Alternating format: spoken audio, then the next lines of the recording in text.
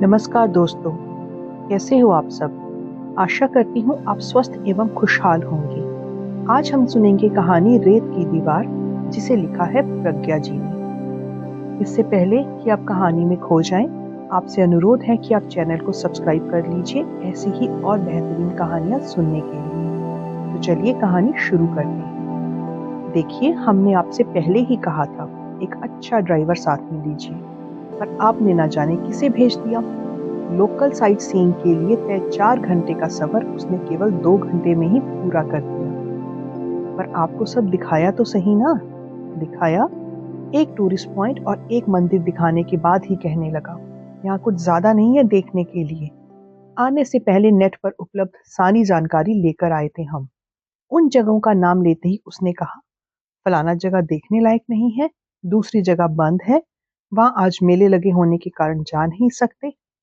जब हमने ये कहा कि चलो मेला ही घुमा दो, तो जनाब ने नखरीली आवाज में कहा, वहां तक गाड़ी पहुंचना मुश्किल है, आप खुद ही चले जाइए। अब आप बताइए, मेरे साथ 2 बच्चे और मेरे बुजुर्ग माता पिता, और सब कुछ मुझे ही देखना था। ऐसे में इस तरह का इंसान, और फिर इस उम्र में पहाड़ी रास्ते का सफर मेरे पेरेंट्स क्या पैदल तय कर सकते हैं?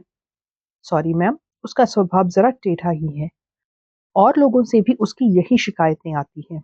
पर क्या करें, आज हमारी सारी गाड़ियां लग चुकी थी और कोई था नहीं, इसलिए उसे भेजा। कल से हम आपको अच्छा आदमी साथ में देंगे। यात्रा के पहले ही दिन माता पिता को परेशान और बच्चों को असंतुष्ट देखकर नैना का मन उदास हो गया। विवेक ने कहा भी था, 3 दिन रुक जाओ बस, एक जरूरी काम है, उसे निपटा लो, फिर सब साथ में चलेंगे।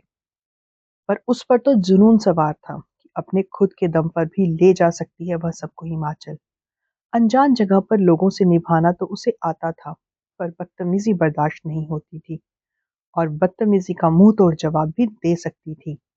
पर यही सोचकर शांत हो गई कि हिम्मत जगाकर जिन माता पिता को साथ लाई है, उनका मन खराब हो जाएगा। सीधे सरल स्वभाव के लोग हैं, लड़ाई झगड़े से कोसों दूर। रिसेप्शन पर बात होने के बाद भी नैना का मन अशांत बना रहा। पता नहीं कैसा होगा ये नया ड्राइवर। अरे ये सारे एक ही थैली के चट्टे बट्टे होते हैं। मन के अशांत भाव को उसने जाहिर ना करते हुए अपने चुलबुले अंदाज में कहा, पापा फिकर नॉट, कल से कोई दिक्कत नहीं आएगी। फिर 3 दिन बाद विवेक के आने के ध्यान ने धीरे धीरे संशय पर उम्मीद की जीत को कायम कर दिया। बच्चे लॉन में बैडमिंटन खेलने लगे और वे तीनों बेंच पर बैठकर सामने फैले पेड़ों से लदे हरियाले पहाड़ों का लुत्फ उठाने लगे। थोड़ी ही देर में नैना अतीत के दरवाजे में दाखिल होकर उन यात्राओं को जीने लगी जो उसे पापा ने कराई थी। वे यात्राएं जिसमें कोई परेशानी उसे छू नहीं सकती थी। पापा है ना सबसे लोहा लेने के लिए, और माँ सभी जिदें पूरी करने के लिए। पर इस बार कहाँ जाना है, कहाँ रहना है, कहाँ घूमना है, इंतजामात से जुड़े तमाम सवाल नैना ने खुद ही हल किए थे। उसे लग रहा था आज माँ पापा की वही भूमिका उसे निभानी है। स्मृतियों में कई छवियों ने न जाने कहां से उसमें असीम साहस भर दिया। अगली सुबह पल्लवी और पराग को नैना ने पहले ही तैयार कर दिया और मम्मी से रात को ही कह दिया कि पापा की वॉक के बाद नाश्ते से पहले आप लोग अपनी 2 चाय टाइम से ही पी लेना। ये उनकी बरसों पुरानी आदत है, जिसके बिना उनका दिन अधूरा सा रहता है। नाश्ता करने के बाद सब आज के दिन की यात्रा के लिए तैयार हो गए। माँ को उसने समझा दिया कि वे बेतकल्लुफ होकर नए ड्राइवर से उसके घर और परिवार के बारे में ना पूछें। इससे उसे माँ की सादगी महसूस हो जाएगी और फिर दिखाने लगेगा अपने तेवर। जरा सा हंसकर बोल लो इनसे, सर पर सवार हो जाते हैं। जो अकड़ से रहता है उससे ही ठीक रहते हैं। नैना ने तय कर लिया था कि वो ड्राइवर के साथ वाली सीट पर ही बैठेगी। ना जाने कहां से उसके मन में ये बात घर कर गई थी कि साथ बैठकर अपने सख्त रवैये से एक नैतिक दबाव ड्राइवर पर बना सकती है, जिससे वो अपने व्यवहार को सही रखेगा। बलदेव नाम के उस नए ड्राइवर को उसने साफ कह दिया था, कल का अनुभव बहुत ही बुरा था हमारा, और आज की यात्रा में हम वो सब नहीं दोहराना चाहेंगे। सबके आने पर बलदेव ने आदतन घर के बुजुर्ग और पुरुष पापा को अपनी बगल में बिठाने के लिए आगे की सीट का दरवाजा खोला। उसके चेहरे पर नैना ने हल्की सी हिचक महसूस की जब वो उसके बगल में बैठने लगी। माँ पापा पीछे और बच्चे उनसे पीछे की सीट पर बैठकर धमाचौकड़ी मचाने लगे। सफर के शुरू होते ही नैना ने कुछ बातों पर गौर किया। गाड़ी की रफ्तार धीमी थी और हर मोड़ से पहले मुस्तैदी से हॉर्न बज रहा था। बाद में सर पर दौड़ाएगा, उसने मन ही मन कहा। आंखों पर चढ़े काले चश्मे की आड़ से उसने ड्राइवर की वेशभूषा और चेहरे पर गौर किया। साधारण पर साफ कुर्ते पजामे में था बलदेव। पैरों में कोई स्पोर्ट शूज नहीं, सस्ते लेदर की चप्पलें ही थी। हिमाचली नैन नक्श, दुबला पतला शरीर, कहीं कोई अतिरिक्त चर्बी नहीं। गोरे चेहरे पर फबती काली मूछों की बनावट में फिलहाल कोई ऐंठ नहीं दिख रही थी। बालों में ढंग से तेल लगा था और तिरछी मांग में कोई आवारा जुल्फ उसे नजर नहीं आ रही थी। पर तभी उसके मन ने सवाल किया, क्या बालों के ठीक बने होने से ही तो आवारागर्द ना होना सिद्ध नहीं होता ना? नैना पक्के जासूसों की तरह कार्रवाई कर रही थी। दूसरी तरफ ये भी सोच रही थी कि बाद में विवेक को ये सब बताते हुए दोनों कितना हंसेंगे। उसने महसूस किया गाड़ी में चल रहे रेडियो की आवाज भी बलदेव के पहनावे से मेल खाती दिख रही थी। उपस्थित होते हुए भी शांत, लगभग अनुपस्थित जैसी। अरे सीधेपन का नाटक है, अभी करेगा चिक चिक, कभी घुमाने को लेकर, कभी देरी को लेकर और कभी पैसों को लेकर। नैना की मुद्रा ये सब सोचकर और कड़ी हो गई। एक बात और उसके जहन में आई, घुमावदार मोड़ आने के बावजूद अभी तो उसने शरीर और गाड़ी पर पूरा नियंत्रण रखा है, पर हो सकता है आगे लिबर्टी लेने लगे। औरत साथ बैठी है, यही सोचकर खुश हो रहा होगा। इनके लिए क्या पढ़ी लिखी, क्या अनपढ़, सब बराबर। अब अगला पहलू था उसकी गाड़ी। बोलेरो नैना की पसंद नहीं, पर गाड़ी पुरानी होने के बावजूद बुनियादी सुविधाओं के साथ ठीक लग रही थी। उसके अपने सामान के रूप में नैना को एक हॉकी स्टिक नजर आई और एक पुरानी बोतल में पीने का पानी। स्टिक को लेकर भी बुरे विचार मन में आ रहे थे। कहीं किसी सुनसान सी जगह पर इसने हमला कर दिया तो क्या होगा? नैना को दिल्ली एयरपोर्ट की वह घटना नहीं भूली थी कि एक विदेशी महिला को गाड़ी वाले ने लूट लिया था। और वैसे भी बड़े शहरों में ये घटनाएं आम हो गई हैं, इसीलिए वह अतिरिक्त सावधानी बरत रही थी। अब समय आया उस पर नैतिक दबाव बनाने का। सो नैना ने बड़ी ही गंभीरता से उसके काम के बारे में बड़ी ही सधी आवाज में पूछना शुरू किया कि वो कब से गाड़ी चला रहा है, टूरिस्ट यहाँ कौन सी जगह ज्यादा पसंद करते हैं। जवाब देते हुए जैसे ही बलदेव ज्यादा तफसील में जाने की कोशिश करता, वैसे ही वो अपनी तनी मुद्रा और मौन से उसे सचेत कर देती। नैना की हालत बड़ी ही अजीब थी। भीतर का डर, चिंताएं उसे परेशान कर रही थी और चेहरे से उसे बेहद आत्मविश्वासी दिखना था। जल्द ही सभी कला संग्रहालय पहुंच गए। मैडम, मेरा फोन नंबर ले लो, जब आप आ जाओ तो मुझे कॉल कर देना और एक मिस कॉल भी मार दो ताकि मेरे पास आपका नंबर आ जाए। क्यों, तुम कहाँ जा रहे हो? क्या रुकोगे नहीं यहाँ? आज सारा दिन साथ हो तो नंबर की क्या जरूरत है? नहीं जी, यही हूँ, बस जान पहचान वाले मिल जाते हैं तो जरा चाय वाय पी लेता हूँ। अभी पी लो चाय और गाड़ी के पास ही ठहरो, आदेशात्मक स्वर में उसकी आवाज निकली। मन ने फिर चेताया, मत दे नंबर, कहीं बाद में गलत इस्तेमाल करे। इत्मीनान से संग्रहालय देखकर लौटे तो बलदेव मुंह पर रुमाल डालकर सो रहा था। पापा बोले, काम के चक्कर में सोने को कहाँ मिलता होगा बेचारों को। पापा इतना भी बेचारा नहीं है, देखिए क्या ठाठ है। नैना की आवाज बेहद खुश्क होती जा रही थी। बलदेव की गाड़ी स्टार्ट करते ही उसने सवाल दागा, नींद पूरी हो गई है ना तुम्हारी? उनींदे गाड़ी चलाना खतरनाक है, जाओ मुंह पर पानी के छींटे मार कर आओ। नहीं मैडम जी, कोई जरूरत नहीं, अपना खाना सोना तो ऐसे ही रहता है। मेरे चुप रहने पर वह फिर बोला, आप लोग पहले घूमोगे या कुछ खाओगे? हमारे जवाब का इंतजार किए बिना ही उसने कहा, रास्ते में एक अच्छा सा ढाबा है, वहीं खाना आप खा लेना। नैना का मन तुरंत बोला, हाँ अच्छा ढाबा यानी अच्छा कमीशन, और ऊपर से उम्मीद रखेगा कि इसे भी खिला दें। उसने पापा को पलट कर देखा। पापा ने बात समझकर मुस्कुराकर टाल दी। फिर मन ही मन बोली, भाई जब तुम्हारे पूरे पैसे दे रहे हैं तो क्या अपने खाने पर थोड़ा सा खर्च नहीं कर सकते? एक ठीक ठाक सी जगह पर उसने गाड़ी रोकी। माँ ने आदतन पूछ ही लिया, तुम भी कुछ मंगवा लो बलदेव। नैना सवाल से भरी आंखों से माँ को घूर रही थी कि वो बोला, जी अपना खाना तो बस 2 टाइम का है, खाकर चला हूँ और अब जाकर ही खाऊंगा। पानी साथ में रखता हूँ, आप इत्मीनान से खाकर आओ। उसकी इस विनम्रता का नैना पर कोई खास असर नहीं पड़ा, क्योंकि उसका मानना था हमारे खाने से कमीशन के रूप में उसकी अतिरिक्त आय होने ही वाली है, तो खाए ना खाए हमें क्या फर्क पड़ता है। खाना तो अच्छी जगह खिलाया उसने, क्यों पापा?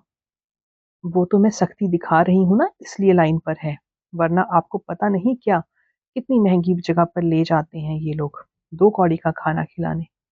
नैना ने खुद पर गर्व किया। माँ ने फरियादी स्वर में कहा, उसके लिए कुछ ले ले, थोड़ा मीठा ही सही, खुश हो जाएगा। नहीं माँ, एकदम नहीं। और हम क्यों करें उसे खुश? सख्त बनी रहना ही ठीक है। इस पर पापा बोले, इस सख्ती के चक्कर में तू लगातार टेंशन लेकर नहीं चल रही है क्या? सवाल ठीक था, पर इससे बड़ी टेंशन जो नैना को थी, उसका क्या? 2 बुजुर्ग और 2 बच्चों की जिम्मेदारी, अनजान जगह, और वो अकेली जवान औरत। जरा सी नरम पड़ी कि मामला हाथ से निकल जाएगा। वाइल्ड लाइफ सेंचुरी में गाड़ी पार्किंग के लिए किराए के साथ जीप और टिकट का खर्चा भी था। लाइन लंबी देखकर पापा ने 1000 का नोट उसे थमाकर टिकट लाने भेजा। टिकट हाथ में पकड़ाकर भी शेष बचे हुए पैसे जब बलदेव ने ना लौटाए, तो नैना की आंखों ने पापा से सवाल किया। ले लेंगे वाले बेफिक्र अंदाज में पापा सबको लेकर आगे बढ़ गए। कुछ देर चलने पर नैना को एहसास हुआ कि पापा के हाथ में सौंपा कैमरा गायब है। अच्छी तरह याद था नैना को, जीप तक तो उनके हाथ में ही था। महंगा और विवेक का पसंदीदा कैमरा होने की वजह से उसकी जान सूख गई। पापा से कुछ ना कहने में ही समझदारी थी। खामखा परेशान होंगे। पराग का मिनी कैमरा और नैना का मोबाइल कैमरा होने के कारण पापा को कैमरे की कमी महसूस नहीं हुई। घूमकर लौटे तो बलदेव ने बैठते ही ड्रॉर से कैमरा निकालते हुए कहा, जीप वाले के बेंच पर सर से गलती से छूट गया था शायद। उसकी इस ईमानदार जिम्मेदार हरकत पर अचानक ही विश्वास न कर पाने के कारण नैना के मुंह से उसके लिए शुक्रिया का एक शब्द भी नहीं निकला। पर कैमरा मिलने पर एक अदृश्य शक्ति के लिए 2 बोल जरूर निकले, thank God. Wild life sanctuary से निराश होकर अब उन्होंने चिड़ियाघर की ओर रुख किया। शाम घिर रही थी और बच्चों को भूख भी लग रही थी, और सबका चाय पीना एकदम जरूरी हो रहा था। खाने पीने के एक खोखे के पास सब रुक गए। बलदेव माँ से बोला, मैडम घर में पेड़ है खुबानी का, कल आपके लिए लेता आऊंगा। बच्चे ज्यादा खाकर अपना गला खराब कर लेंगे। माँ उसे लगभग आशीर्वाद देती हुई मुस्कुरा रही थी, पर नैना का मन कह रहा था, ना जाने कौन सी कच्ची सी जगह ले जाएगा, और क्या हमारे गले खराब नहीं होंगे? जितने की खुबानी नहीं होगी, उससे चौगुने की तो दवा ही आ जाएगी। और फिर बाजार से दोगुनी कीमत नहीं वसूलेगा क्या हमसे? नहीं चाहिए तुम्हारी खुबानी। पापा के हाँ कहने के बावजूद नैना ने कोई तवज्जो नहीं दी। लौटते हुए रात घिर रही थी। थके होने के कारण माँ पापा उनींदे हो रहे थे, और बच्चे तो दिन भर की धमा चौकड़ी से निढाल होकर बेखबर सो गए। पर नैना को तो जागना ही था, सबकी निगरानी करनी थी। फिर ड्राइवर के साथ वाली सीट पर सोने से उसके उनींदे होने का खतरा भी था, और तीसरे उसे लग रहा था कि सोने पर कहीं कोई ऊटपटांग हरकत ना हो जाए उसके साथ। अचानक बलदेव ने कहा, जी एक का रास्ता और है जिससे 10 किलोमीटर का फर्क आता है, उसी से ले चलता हूँ। उसके सहज कथन ने तूफान मचा दिया। जब छोटा था तो पहले ही इससे क्यों नहीं लाया? रात में नया रास्ता किस लिए पकड़ा जा रहा है? कहीं हाल ही में दिखाई जा रही सारी भलमानसता के पीछे इसकी कोई अपराधी प्रवृत्ति तो नहीं छिपी? महानगरों में ऐसे ही लोगों को उल्लू बनाया जाता है। यहाँ दूर दूर तक कोई अपना है ही नहीं। नैना को अचानक जैसलमेर के रेगिस्तान से होटल आने का वाकया याद आ गया। बहुत रात घिर चुकी थी और उस दिन चारों ओर मीलों तक अंधेरा और निर्जन था। अचानक ड्राइवर ने कहा, रास्ते में मेरा गांव है, 5 मिनट रुक कर चलूंगा। उसके ये कहते ही नैना ने डर कर विवेक को देखा। घबराहट तो विवेक के चेहरे पर भी थी, पर उसकी बुद्धि ने काम किया। सावधानी के लिए उन्होंने होटल के मैनेजर को फोन मिलाया और बताया कि हम कहाँ हैं और कितनी देर में पहुंचेंगे। पर दोनों ही जानते थे कि ऐसा करके केवल वे अपने आप को तसल्ली दे रहे हैं। यहाँ किसी ने मार काट कर डाल दिया, किसी को क्या फर्क पड़ना था। 5-7 घरों के गांव में जब उसने गाड़ी रोकी तो दोनों दम साध कर बैठ गए। अनिष्ट की सैकड़ों आशंकाएं कौंध गई। इंसानी फितरत भी अजीब है। अच्छे की संभावना की अपेक्षा उसे बुरे की आशंका ही अधिक रहती है। विवेक ने तो कह दिया था, तैयार रहो बुरे से बुरे के लिए। पर ड्राइवर बिना चाकू तलवार लाए एक रुमाल में रोटी और पीतल के कटोरदान में दाल या सब्जी भरकर अपने लिए रात का खाना लेकर लौटा। उस रात होटल सुरक्षित पहुंचने पर नैना और विवेक ने एक दैवीय चमत्कार को प्रणाम किया। आज उस घटना को याद कर नैना डर के बावजूद थोड़ी राहत भी महसूस कर रही थी। आबादी वाला और पहचाना सा रास्ता आता देखकर नैना की जान में जान आई। सारा सामान कमरों तक पहुंचाकर जब बलदेव जाने को हुआ तो नैना ने कहा, कल भी घूमना है, क्या आप आ सकते हो? जी मैडम, कितने बजे? उसे समय बताकर जब नैना पापा के कमरे में गई तो दोनों बच्चे नाना के पीठ पर हाथ रखे और पैरों पर पैर चढ़ाए अपनी अपनी बातें कर रहे थे। माँ ने कहा, बड़ा अच्छा दिन रहा आज का। माँ पापा और बच्चों को खुश देखकर उसे अपार संतोष हुआ। अगले दिन की यात्रा पापा के आदेश से शुरू हुई। चल तू बैठ माँ के पास, इतना बूढ़ा भी नहीं हुआ जितना लाड़ लगाकर तू बना रही है। एक बार पापा को सचेत रहने का इशारा देकर नैना माँ के पास बैठ गई। गाड़ी स्टार्ट करने से पहले ही बलदेव ने कहा, साहब आपके कल के बचे 280 रुपए, मैं भूल गया था जी। और एक थैला माँ को सौंपते हुए कहा, जी चखो मेरे पेड़ की खुबानी। नैना झेप गई। आज पापा लुत्फ उठाने के पूरे अंदाज में थे। यार बलदेव, पुराने गाने नहीं है तेरे पास? साहब आजकल टूरिस्ट फड़कते गाने सुनते हैं, मैं तो रेडियो ही चलाता हूँ। अभी लगाता हूँ आपके लिए पुराने गाने। बस पापा तो रफी, किशोर और मन्ना डे के गीतों के साथ बलदेव के भी मुरीद हो गए। कभी खिड़की से बाहर देखकर तो कभी माँ बच्चों को देखकर उनकी शांत मुस्कुराहट उनकी तसल्ली का अफसाना बयां कर रही थी। आज जब सब नैना के आदेशों से मुक्त थे। घर परिवार में कौन कौन है तुम्हारे? कल से कुल बुलाता माँ का सवाल आज खामोश नहीं रहा। एक चुप्पी के बाद बलदेव ने कहा, परिवार तो कहाँ है जी, माँ पिताजी नहीं रहे, भाई अलग हो गए, अब घर के नाम पर बस जी मैं, बीवी और 2 बच्चे, और कौन? सभी ने गौर किया, इस आदमी के लिए घर का मतलब एकाकी परिवार नहीं, सबका साथ था। और इसलिए सवाल के जवाब में आई उसकी चुप्पी ने बहुत कुछ कह दिया। नैना के माथे पर आज तनाव की सिलवटें लगभग गायब थी। 2 घंटे के बाद सब लोग एक नदी के पास थे। नदी का विस्तार, गति, लहरें और ठंडक सबको अपनी तरफ खींच रही थी। कई गाड़ियां नदी से काफी ऊपर की ओर रुकी थी, पर बलदेव माँ पापा की सुविधा को देखते हुए गाड़ी को नदी के बिल्कुल पास ले गया। माँ को सहारा देकर उसी ने नदी किनारे एक बड़े से पत्थर पर बैठा दिया। पापा तो पैंट के पांचे मोड़कर पानी का सुख लेने नदी में पहुंच गए। ग्लेशियर से पिघल कर आता बर्फीला पानी जहां पाँव को राहत पहुंचा रहा था, वहीं रेत में बने गड्ढों में खौलता पानी था। एक ही जगह एक ऐसी विचित्रता रोमांचित कर रही थी। बलदेव ने ही बताया कि सर्दियों में ऐसे गड्ढे खोदकर लोग उसमें बैठ जाते हैं। उसकी बातों से बच्चों को एक नया खेल मिल गया। दोनों अपने नन्हे नन्हे हाथों से रेत को खोदकर गड्ढा बनाने में जुट गए। बलदेव ने उनके पास ही एक नया गड्ढा खोदना शुरू कर दिया और एक छोटी सी प्रतियोगिता की चुनौती देकर बच्चों को उत्साहित कर दिया। जो बच्चे कल से रिवर राफ्टिंग की जिद पकड़े थे, उन्हें एक बार भी उसका ख्याल तक नहीं आया। नैना भी अब पूरी बेफिक्री के मूड में आ चुकी थी।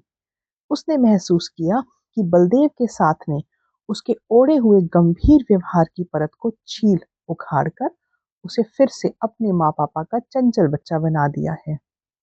बहुत देर तक नदी को निहारने, लहरों से खेलने के बाद सूचना आई कि ये क्षेत्र खाली कर दिया जाए, क्योंकि नदी में पीछे से पानी छोड़ा गया है। हाल ही में 25 बच्चों के इसी तरह बह जाने की पीड़ादायी घटना से पापा चिंतित हो गए और जल्दी जल्दी सबको उठाने लगे। निश्चिंत रहिए साहब, इतनी जल्दी कुछ नहीं होगा।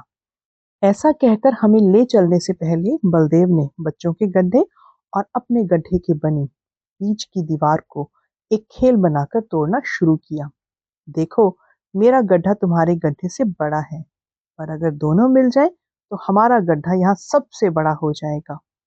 तीनों जोड़ी हाथों से खोदी जा रही रेतीली दीवार भी नैना के मन में बलदेव के प्रति जबरन बनाई गई दीवार सरकते हुए अब पूरी तरह धंस चुकी थी। कहते हैं ना, यात्राएं बहुत कुछ सिखाती हैं। नैना ने भी आज जाना, इस भीड़ भरी दुनिया में भी इंसान मिल ही जाते हैं। तो दोस्तों, ये थी आज की कहानी। कहानी कैसी लगी हमें कमेंट करके ज़रूर बताइएगा। अगर कहानी अच्छी लगी तो इसे लाइक कीजिए और शेयर कीजिए, और ऐसी ही और बेहतरीन कहानियाँ सुनने के लिए चैनल से जुड़े रहिए। मिलती हूँ फिर एक और नई कहानी के साथ। तब तक अपना ध्यान रखिए। धन्यवाद।